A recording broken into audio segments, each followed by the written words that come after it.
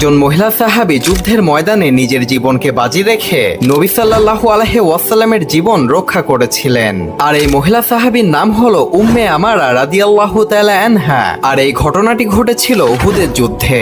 উহুদের যুদ্ধে মুসলমানদের সংখ্যা ছিল 700 জন এবং বিপরীত পক্ষে কুরাইশদের সংখ্যা ছিল 3000 জন। এই যুদ্ধের ময়দানে উম্মে আমারা রাদিয়াল্লাহু তাআলা আনহার মূলত দায়িত্ব ছিল আহত মুসলিম যোদ্ধাদের পানি পান করানোর এবং চিকিৎসার সেবা দেওয়া। কিন্তু যুদ্ধের এক পর্যায়ে তিনি দেখলেন যে নবী সাল্লাল্লাহু আলাইহি ওয়াসাল্লামকে আক্রমণ করতে শত্রুরা ঘিরে ফেলেছে।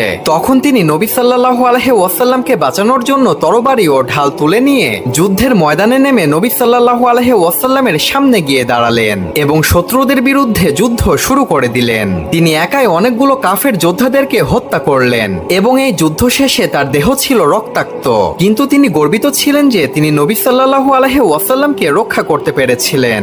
আর এই মহান নারীর সাহসিকতা দেখে নবী সাল্লাল্লাহু আলাইহি ওয়াসাল্লাম বলেছিলেন, আমি যুদ্ধের ময়দানে যেদিকেই তাকাই সেদিকেই দেখি উম্মে আমারা আমার জন্য যুদ্ধ করছে। সুবহানাল্লাহ। তার এই সাহসিকতা ও আত্মত্যাগ আজও মুসলিম নারীদের জন্য এক মহান অনুপ্রেরণা।